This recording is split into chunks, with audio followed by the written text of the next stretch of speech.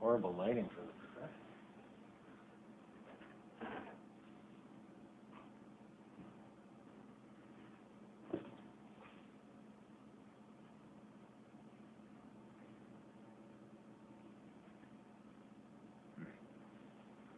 Hey, we're good to go. You set to go downtown now? Ready to go. Yeah, we're ready to go.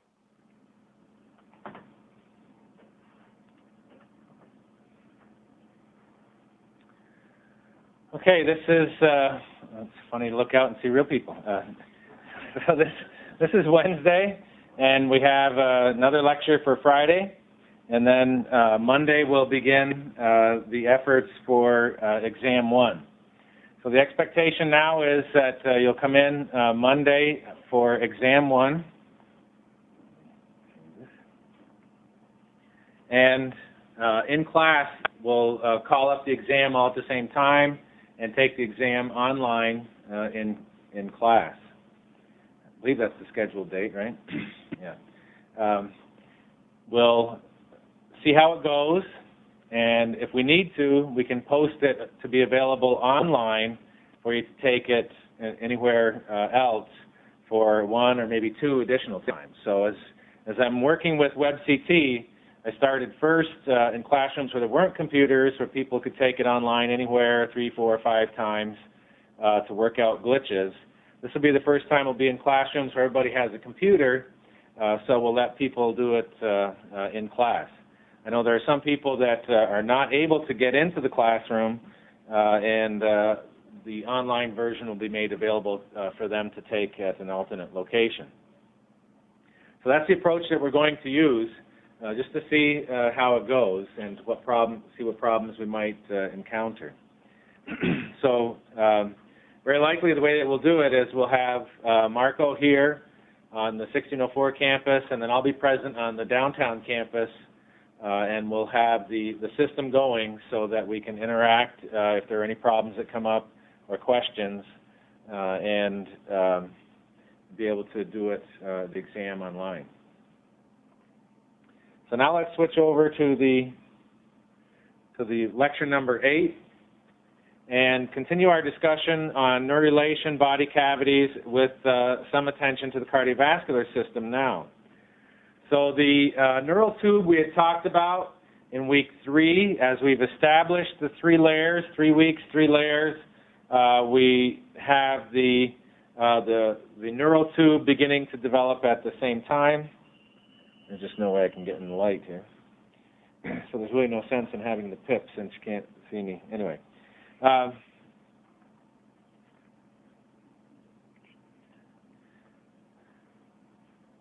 So there was the thickening, the compression, if you will, to form the crumple, and then the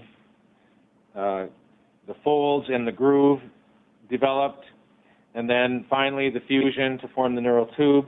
And that process is completed by the end of the 4th week. So during week 3, we get the 3 layers.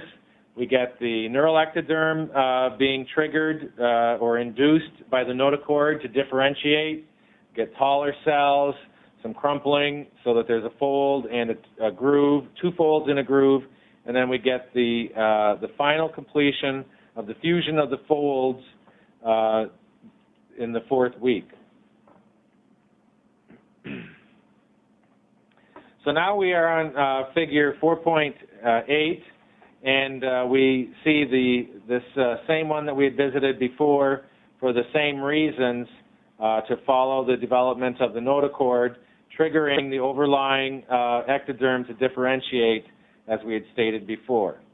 We also remind ourselves of the mesoderm, the paraxial, intermediate, and lateral intraembryonic mesoderm at this time, and it'll be important for us to follow that.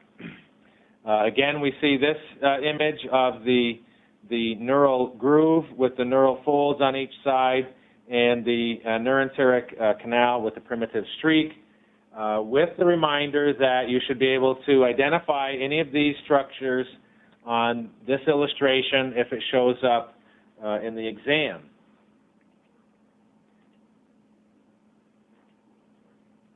So we had done these. I apparently repeated the same slides in Lecture 7 and 8.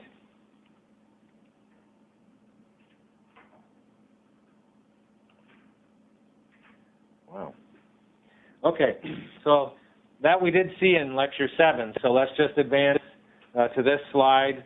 At the present moment, I don't recall why I had those repeated in both Lecture 7 and 8, but no problem. Let's push forward. So we did last time go through these potential questions. So now we need to think about what occurs just near the point of fusion of the neural folds and a generation of a new population of cells right at the crest of the neural tube that has been generated. And these are called neural crest cells. So just at the crest of that wave, if you're thinking of the neural folds being waves and they begin to curl at the tip, and then it's those tips of the, or crests of the wave that meet to fuse together. Right from that area, some cells break off and migrate from the neural ectoderm, and they move laterally away from the midline, and they will become positioned just dorsolateral to the neural tube, and they're called the neural crest cells. So they're flattened masses lateral to the neural tube, and they're deep to the surface ectoderm. So they are internalized in this process as well. Last time we talked about this folding and fusion occurring so that we take steps to internalize the central nervous system and the cells of origin of the peripheral nervous system, the neural crest cells, so that they can be surrounded by the appropriate mesoderm that's going to differentiate into the musculoskeletal system of the main body trunk. In other words, to form the vertebra and the surrounding musculature and ligaments and so forth to encase the central and the peripheral nervous system. So the neural crest cells are taken in as well. And this gives rise, the neural crest cells give rise to the sensory ganglia of the spinal cord, that dorsal root ganglion that most of us are familiar with, and we'll see it eventually as we study the development. And then the cranial nerves, 5, 7, 9, and 10, will also have sensory ganglia associated with them. So we notice that we are emphasizing sensory ganglia. Sensory ganglia contain neuron cell bodies and their process that goes out to the organ that's innervated, and a process called the central process that goes into the central nervous system. So these are complete neurons, basically, that are present outside of the central nervous system. So these are the real resident neurons of the peripheral nervous system. The peripheral nervous system also contains axons that originate from neurons within the central nervous system, like the somatic motor neurons that will innervate skeletal muscle, or the visceral motor neuron axons of the sympathetic and the parasympathetic nervous system. So we don't say that the neural crest cells give rise to the entire peripheral nervous system. It's only to the sensory neurons and the associated glial cells. The glial cells give rise to the peripheral? No, the neural crest cells will give rise to different cell lines, some that will become the glial cells of the periphery, so the Schwann cells, and then the cells that surround the cell bodies in these ganglia are called satellite cells. So there's glial cells associated with neurons in the peripheral nervous system as there are glial cells with the central nervous system. So here we see the Schwann cells mentioned. So other neural crest cells migrate and disseminate throughout the embryo. So some will form the sensory ganglion neurons. It will give off a peripheral process and a central process. We'll see that in an illustration in a moment.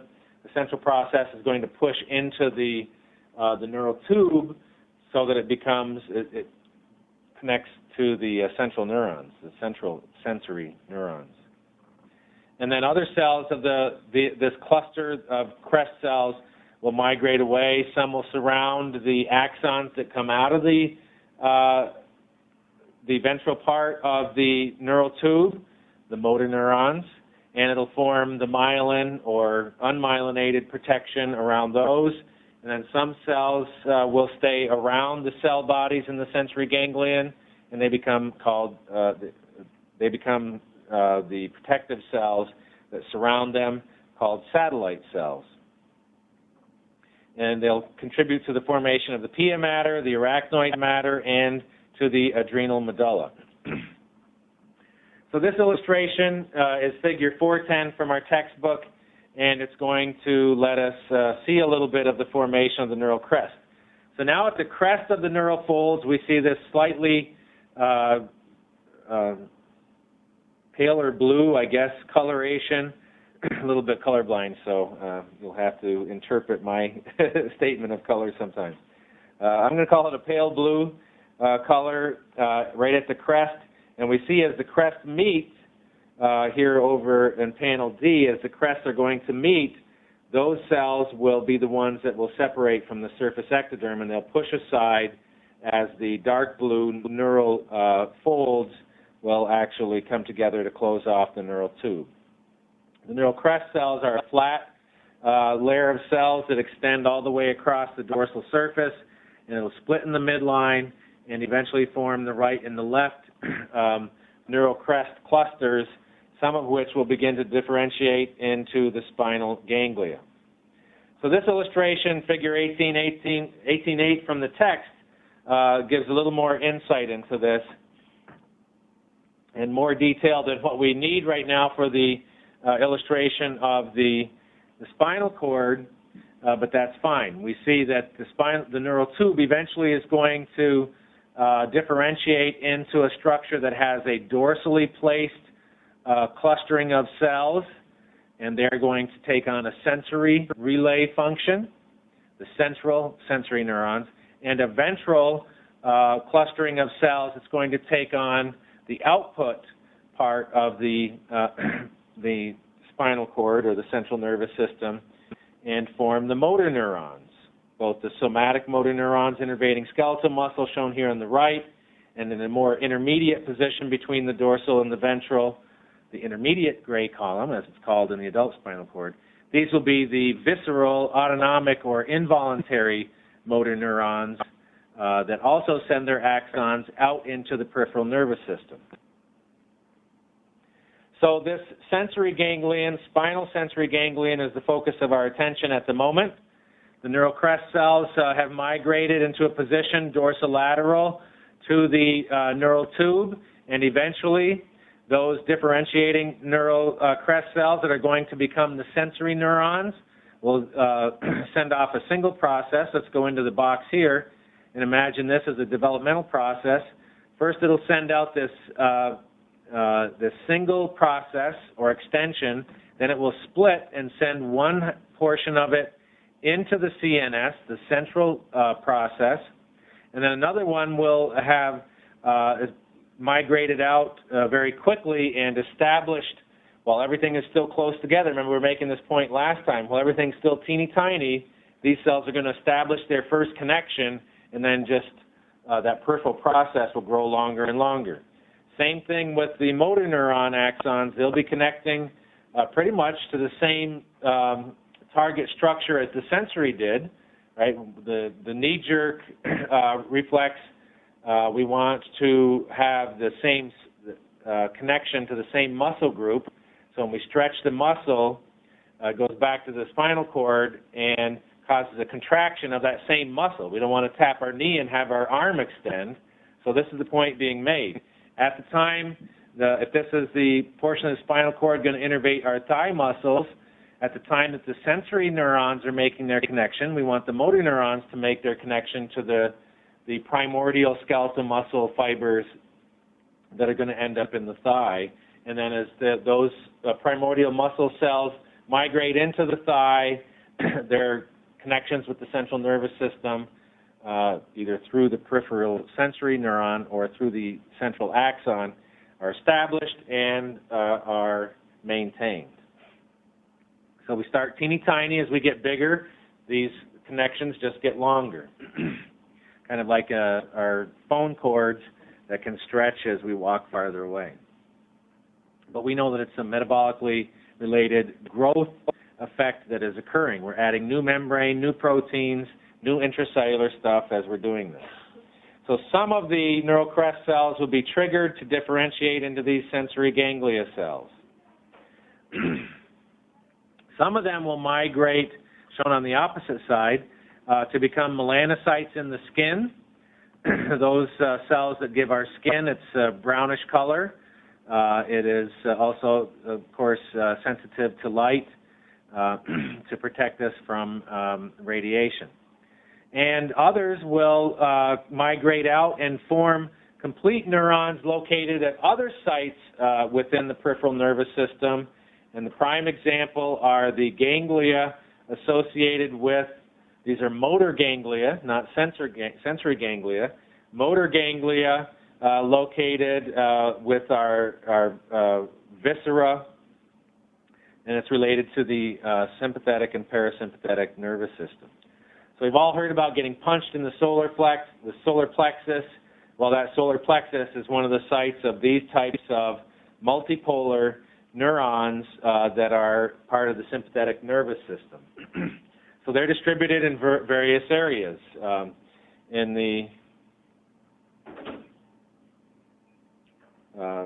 the parasympathetic nervous system, we all know that we have salivary glands just here under our chins. You still can't see it in the pip. Under here. And there is a ganglion on each of those. A parasympathetic ganglion developed the same way, where there's a bunch of multipolar neurons. And the parasympathetic neuron that is in the central nervous system, developed from the neural tube, sends its axon way on out to innervate that ganglion neuron located in the ganglion on top of our salivary glands and synapses, and then this neural crest origin multipolar parasympathetic neuron will send an axon out to innervate the salivary gland. So the autonomic nervous system is a two-neuron system. The basic anatomy we're seeing develop here in front of us. There's a central neuron called the preganglionic and a peripheral neuron, which originates from neural crest cells, called the postganglionic neuron. So now to be very detailed with it, the neural tube gives rise to the preganglionic autonomic neuron cell bodies and axons and the dendrites. And the neural crest cells give rise to the postganglionic autonomic, this is inclusive of both parasympathetic and sympathetic, neuron cell bodies, dendrites, and their axons. And they are located in many different areas. The celiac ganglion noted here is part of the solar plexus. Other sympathetic neurons don't really differentiate into neurons. The neural crest cells will migrate away and meet other cells that are going to differentiate into the adrenal cortex and become surrounded, and those migrated neural crest cells are going to differentiate into the adrenal medulla, or the suprarenal. Supra means on top of, ad means on top of, so they're both the same prefix. So the adrenal medulla really is made up of secretory endocrine types of neuron cells. But they're not really neurons. They don't form dendrites and they don't form axons, but they still are secretory cells. Neurons are secretory cells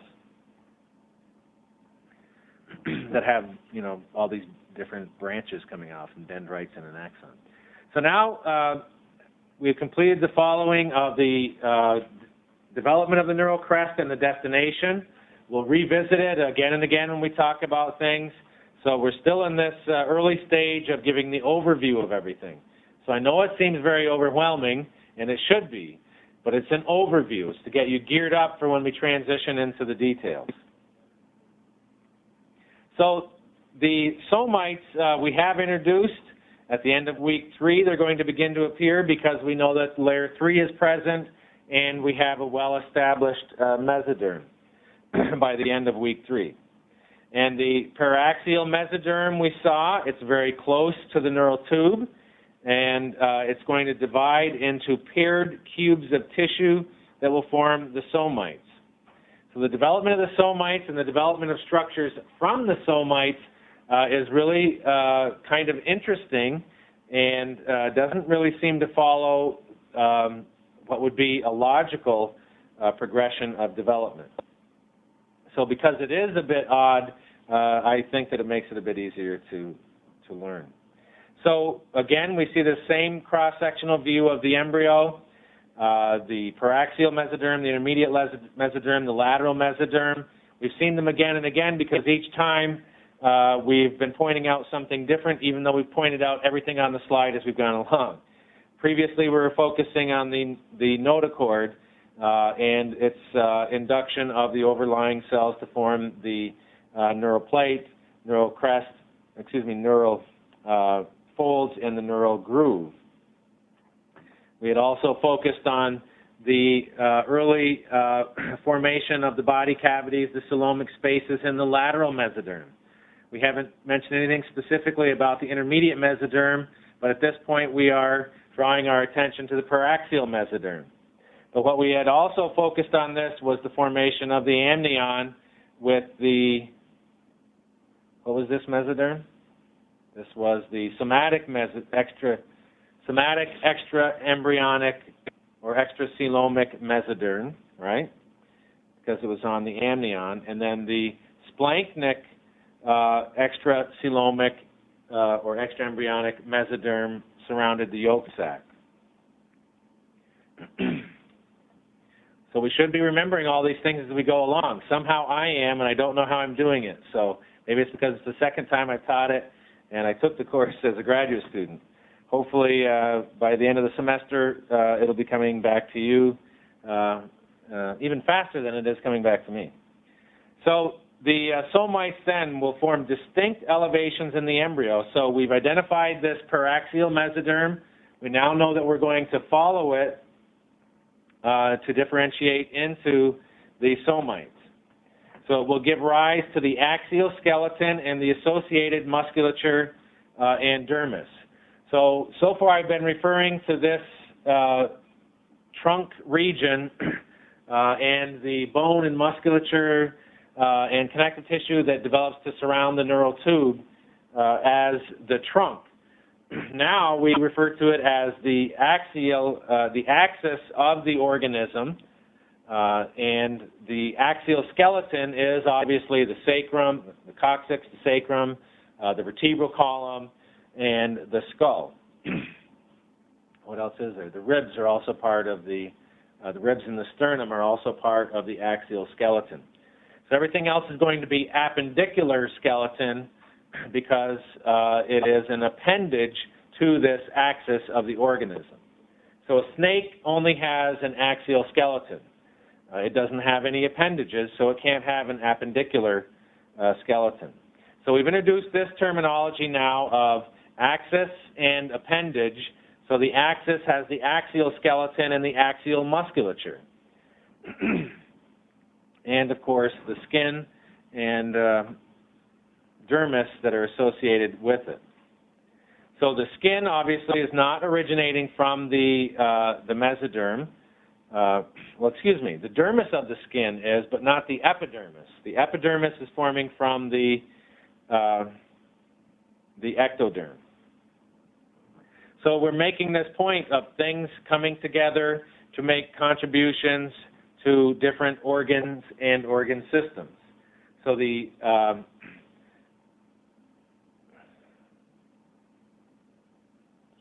what's the name for the organ system that is the skin? Somebody help me. Integumentary system. Thank you very much. How could I not remember that? So the integumentary system is an organ system that consists of epidermis, dermis, and hypodermis. The epidermis and the dermis are the skin. Skin is part of the integumentary system. So we have different cells, different tissues contributing to the different organs of the different systems. So the skin is an organ, and the hypodermis is an organ of the integumentary system. So it forms our integument. So the dermis comes from the mesoderm. The dermis around the the trunk or the axis, the axial dermis, originates from the paraxial mesoderm. So now this local swelling of the paraxial mesoderm is the somite. We've seen that single somite embryo stage in a previous slide. So the formation of the somites will be complete by the end of the 5th week. So by the end of the 3rd week, that paraxial mesoderm is beginning to swell locally, not really swell, but the clump of cells, the cluster of cells is increasing on a segmental basis along the notochord, that placeholder, starting at one location and then differentiating both rostrally and caudally away from that one site, and they pretty much form cranial to caudal. So now we see the somite in a slightly more advanced stage of development with a cavity forming within it. So this illustration is showing us different stages. We saw this panel C before, the 1 somite embryo stage. Now the 3 somite embryo stage is shown here. And it was this 3 somite stage that we saw this coelom. The coelomic spaces were fused together now to form this complete pericardial coelom, the pericardial peritoneal canal, and the peritoneal coelomic cavity. And then over here on the left, we see 1, 2, 3, 4, 5, 6, 7, 8. Looks like an 8 somite stage embryo, along with another method of identifying or staging, 2.11 millimeter. So the length of the embryo, the number of somites, or the day, the date of the embryo, or the week of the embryo, is also used. So there's these multiple ways of staging the embryos. And in this class, basically we're developing that awareness of at least three methods, and we're just fine with that. If you can look at one and say, oh, that's 3-week or 4-week or 18-day or 25-day, more power to you. I have tremendous respect for you. So again, we can tell this is a dorsal view because the amnion is cut. We see the neural tube is forming. It hasn't quite completed its fusion rostrally or caudally, so we're probably somewhere in the 4th week. We haven't completed the 5th week because we know that the neural tube fusion is going to be completed somewhere around that time. So there's multiple somites that are going to form on either side of the neural tube as the neural folds close. So sometime later, obviously, we're going to be talking about closure of the neural tube and failure anomalies that appear when there is a failure of closure. So we're building up to those types of details as we continue this somewhat detailed overview. So the paraxial mesoderm gives rise to the bones, well, let's just say the somites to be safest. Paraxial mesoderm, the next thing that we see is somite. It does contribute to the bones of the vertebral column, but the thing that we would see first to make the best possible answer on this would be a somite. So the paraxial mesoderm gives rise to the somite. The somites give rise to, and that's the approach that we're using there to determine the best possible answer. So you're always prompted to to select the best possible answer. So not multiple answers. So if 2 of them seem correct, you've got to decide what would be the most reasonable approach to determining which would be the best possible answer. So the derivatives of this paraxial, intermediate, and lateral plate mesoderm. So derivatives we see might be more extensive. So the paraxial mesoderm gives rise to, the next direct step is the somite, and the somite gives rise to, so when we say derivatives, we might be asking a question that means all-inclusive. everything along the way. So we see that first it breaks up into blocks of somites, and then the somite emerges at the cephalic end. So toward the head end, it's going to be a little bit different because development of the head is not quite the same as that regular segmental development that you can generate in the body cavity portion or the trunk portion of the axis of the organism. So things at the head end and the tail end are going to differentiate a little differently than we see in the mid part of the embryo. The somites differentiate into sclerotome, dermatome, and myotome. So the sclerotome well, let's do it this way. Myotome is obviously going to differentiate into muscle, dermatome into the dermis of the integumentary system, or the skin, and sclerotome into the connective tissue and ligaments of the skeletal system. So we're beginning to see this lineage.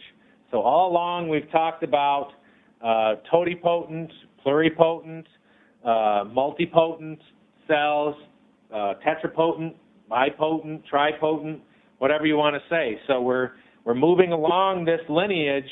So sclerotome cells are still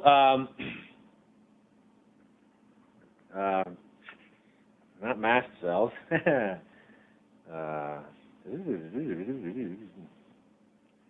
Okay. The precursor cells. What's the term for that research that's so controversial? Stem cells. Thank you very much. I don't know why I couldn't come up with that. So sclerotome cells are still stem cells, but they are no longer totipotent. They are partially differentiated, but they could become bones. They could become ligaments. They could become other types of connective tissue associated with the skeletal system. Dermatome and myotome, same thing. They are stem cells, but they're slightly more differentiated. If they could be harvested, they could be used to contribute to the formation of certain structures. So the intermediate, in the cervical and the upper thoracic region, it'll give rise to the nephratomes. So these obviously are going to provide some component of the kidneys. And then caudally, the nephrogenic cord will develop from it.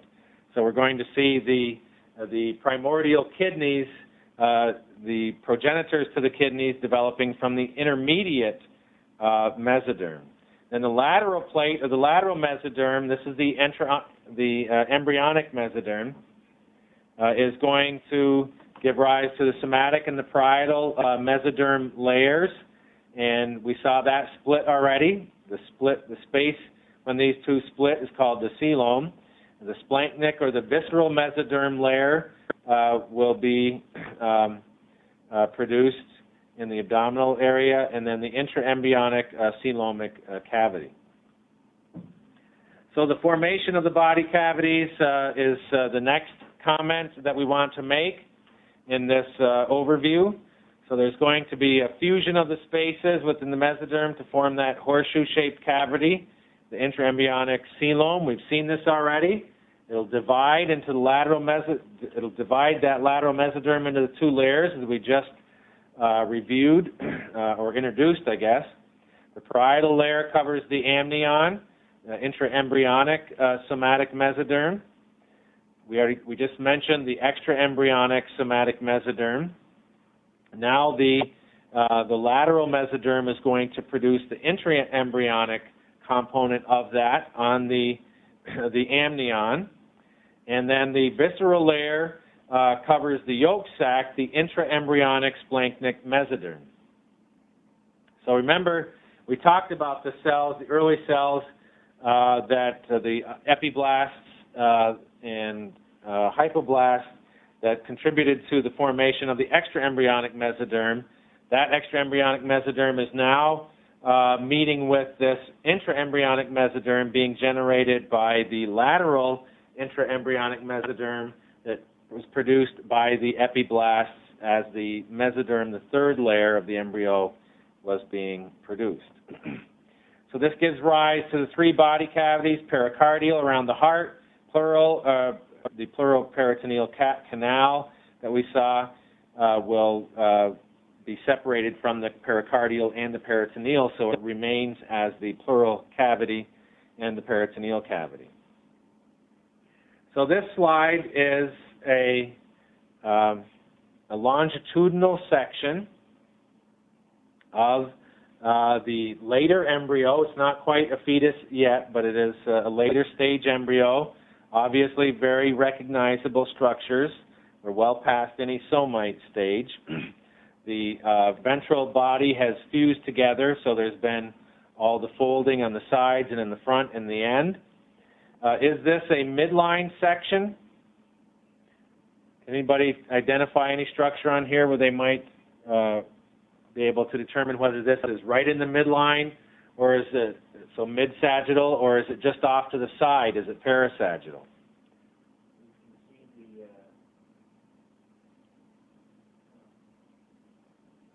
somites in the middle. Are those somites? These are now the portions of the somite that are beginning to form the vertebral bodies. This is the primordial spinal cord within there. Notice early on, of course, it goes all the way to the tail end of the embryo. The nasal septum. We don't see an eyeball anyplace, so we're not that far off midline. But we see the nasal septum, and of course on the other end, the genital tubercle, which typically is right in the midline as well. So there's a couple of signs that tell us that we're right in the midline. So part of what we want to do in this class as well is to assist you, if you haven't taken the histology, cytology laboratory course, or any course that provides this type of training, we want to try to help you develop the skills to recognize a structure, or an image, and ask certain questions. What type of image is being shown? This is an organism, obviously. It is an entire organism. We recognize some kind of primordial structures, so it's very likely a fetus or late embryo. What plane of section? Is it cross-section? Is it longitudinal section? Is it an oblique section? Is it exactly midline? Is it off-center from midline?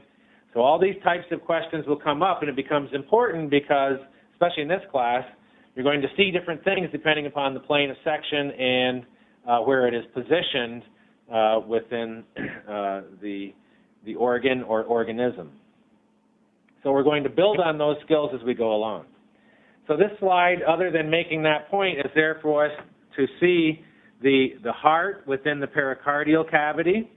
So this was originally way up here in front of the head. So somehow this pericardial coelom with the developing heart nearby is going to have to migrate down into the chest cavity. Then the diaphragm, of course, is here, separates the heart and can't really see the lungs very well, but we can see certainly the trachea in the midline, another key to the midline structure, the midline plane of section, But the lungs and the heart are in the in the thoracic cavity. So we see the pericardium, the pleural cavity would be surrounding the lungs, and then the diaphragm would be separating, the thoraco-abdominal diaphragm would be separating thorax from the abdomen. So any space in here is going to be the peritoneal cavity. So that pericardial, pleural, peritoneal cavity that we saw, the horseshoe-shaped one, has to get twisted and contorted into this type of arrangement. Anybody tell me what this is?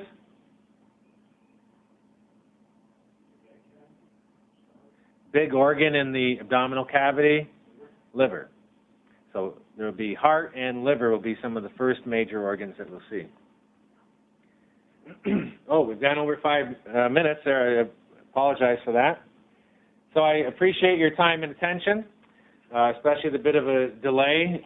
You can see I was involved with my research. The graduate student that's getting advised by me actually took full advantage of time with me and followed me right over here to the classroom. So That's one of my other commitments, so I apologize that I allowed that to delay me getting here on time. I appreciate that you are working so hard with us to develop this technology, and on Monday, even more gratitude for helping to test the online examining system I'll just pop it up now as you're getting your things together. But on Friday, I will take you through this part of the Exam 1. You've seen these illustrations, the same questions. They were in the PowerPoint presentation, so there's nothing new, same questions. The last time I taught this, I presented these at the beginning of the exam in class, asked the questions, gave everybody time to do it. Obviously, these will be posted, and the figures with the questions will be embedded within the online exam.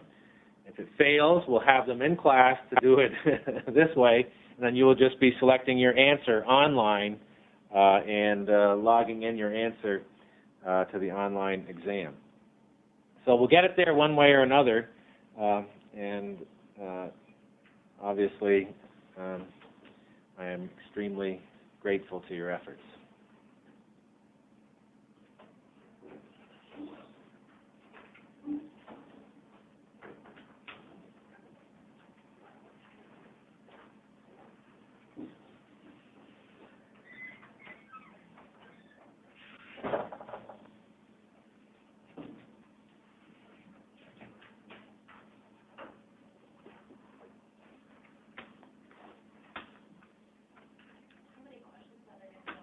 It'll be 50.